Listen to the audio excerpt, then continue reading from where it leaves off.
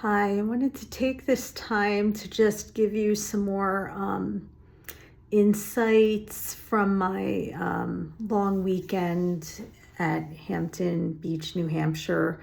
Just some observations, things I noticed that might be different from other places you've been that are at the beach. For example, I don't know why, but I noticed there were very few seagulls there. It seemed a little odd to me. I think the most we saw at any one time was maybe 8 at the beach at the end of the day. And usually I would just see 1 or 2 flying around, the entire stretch of beach. Even here in Burlington, Vermont, where I live, I saw 2 seagulls flying over the house today. So it's not, it seems like there's almost more seagulls here. I just found that interesting.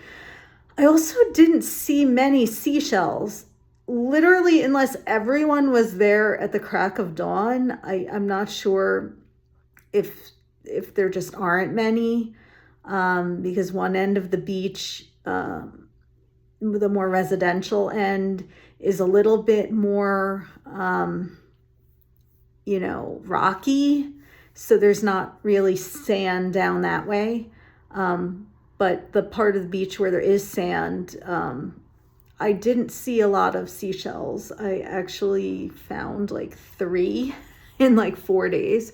So, I know there are probably more than that, but I've noticed that in other places too, that it's kind of, there aren't that many shells like there used to be years ago. Also, they made this beach a state park, it looked like, to preserve the sand and the beach.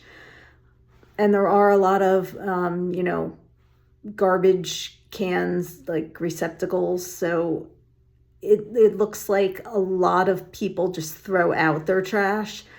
I'm not going to say there wasn't any trash in the sand or, soda can or a lid or cigarette butts, because I saw a few. But I'm from New Jersey, and I've seen places where every night after they close down the beach, they actually use big machines that rake the sand and pick up the dirt. The trash. But there wasn't that much trash. I've noticed in New England in general, the beaches seem a lot cleaner. And the water was very, very cold. Like, there were still people like wading in and swimming. And I think it was a Saturday. It was very windy and stormy. So I actually saw a couple of people on surfboards. There are some parts of the country where every single day you go to the beach, the surf is just rougher. So the surfers are kind of always waiting to catch a wave. But here it seems like it's very gentle, the water. It looked relatively shallow. There were some cool rock formations on the beach, which I believe I posted a video of. And that was nice.